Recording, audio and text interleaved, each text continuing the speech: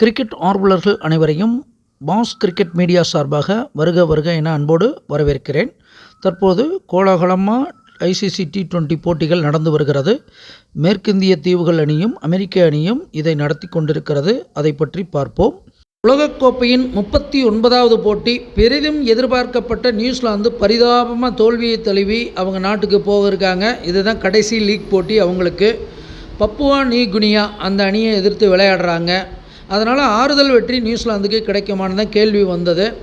உதயாதிபதி அப்படின்னு பார்க்கும்போது சேய் போய் 8ஆம் இடத்துல இருக்கிறது கொஞ்சம் போராட்டத்தை தருகிறது. அதே போல் பப்புவா நியூ கினியாவுடைய உதயாதிபதி புகர் அவங்களுக்கும் நமக்கு 9ஆம் இடத்துல பாதகஸ்தானத்தில் உட்காருது. அதாவது பாக்கியஸ்தானம்னாலும் அது பாதகஸ்தானமும் கூட. சரி, இருந்தாலும் இவங்க 2 பேர்த்துக்கும் லாபஸ்தானம் எப்படி இருக்குது அப்படின்னு பார்க்கும்போது பப்புவா நியூ கினியா லாபத்தில் மால் நீச்சம் பெறுவது சிறப்பில்லை. அதே போல் நியூசிலாந்துடைய லாபஸ்தானத்தில் பாம்பு இருக்குது. பாம்பு கஷ்டப்படுறது போராட்டத்தை கொடுத்தாலும் அந்த அதிபதியும் மாலா வேற போயிடுறார். நியூசிலாந்துடைய வெற்றி ஸ்தானாதிபதியாகவும் மாலா போகிறது. அப்போ நியூசிலாந்துக்கும் ஒரு சின்ன பின்னடைவை காட்டுது.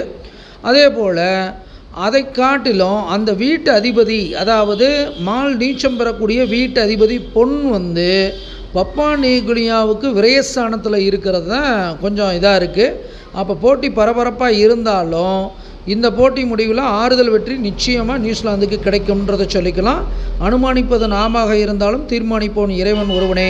நன்றி, வணக்கம்.